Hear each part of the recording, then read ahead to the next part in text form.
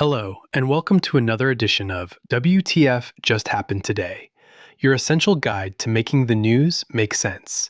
It's Thursday, January 29th, 2026, and I'm Matt Kieser.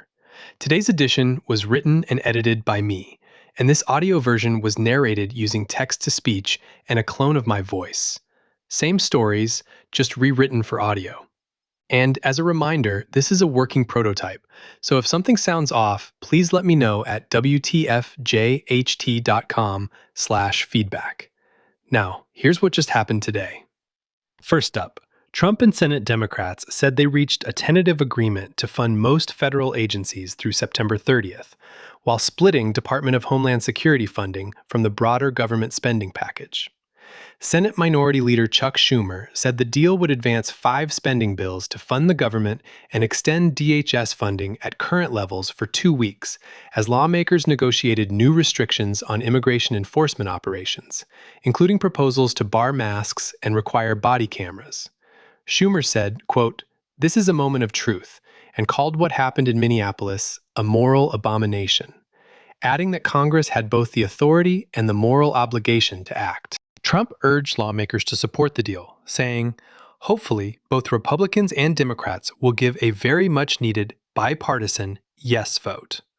Senate leaders set up a Thursday night vote, but the package would require unanimous consent from all 100 senators and still needs to move through the House, which is in recess until Monday. Federal funding is set to expire Friday at midnight, meaning a partial shutdown could begin early Saturday.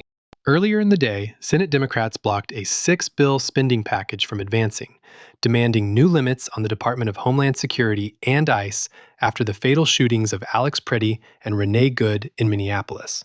The procedural vote failed 45 to 55, as Democrats insisted that DHS funding be split off and renegotiated to include bans on masks, required body cameras and visible IDs, tighter warrant rules, and standardized use of force policies.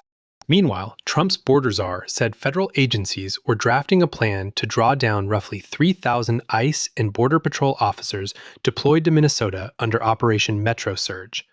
Tom Homan said the crackdown had not been perfect, but said any redeployment would be conditioned on expanded access to state and county jails, which he called common sense cooperation. Minneapolis Mayor Jacob Frey said a drawdown would be a step in the right direction, but repeated that Metro Surge must end.